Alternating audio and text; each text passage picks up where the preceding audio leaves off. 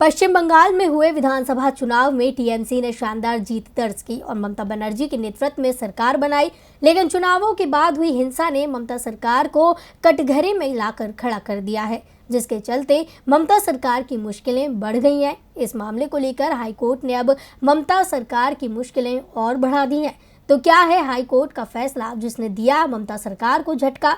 तो क्या करेगी ममता सरकार? जानने के लिए देखिए ये रिपोर्ट। पश्चिम बंगाल में विधानसभा चुनाव के बाद हुई हिंसा की जांच मामले में ममता सरकार को हाईकोर्ट से झटका लगा है। कलकत्ता हाईकोर्ट ने चुनाव बाद हुई हिंसा मामले में सीबीआई जांच का आदेश दिया है। हाईकोर्ट ने सीबीआई जांच के अलावा अन्य अपराधों की जांच के लिए विशेष जांच दल एसआईटी को गठित किया है।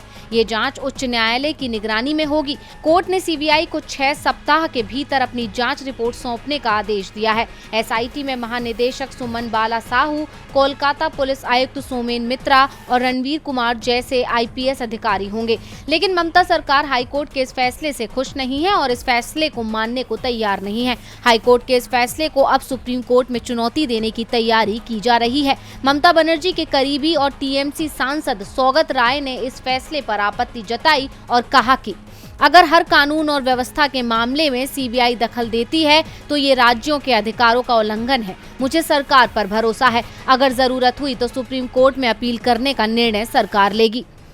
अभी तक ममता बनर्जी बीजेपी को घेरने की कोशिश करती आ रही थी, लेकिन अब कोर्ट के इस फैसले से बीजेपी को बोलने का मौका मिल गया है। बीजेपी के महासचिव कैलाश विजयवर्गीय ने ममता सरकार पर निशाना साधते हुए कोर्ट के फैसले का स्वागत किया है।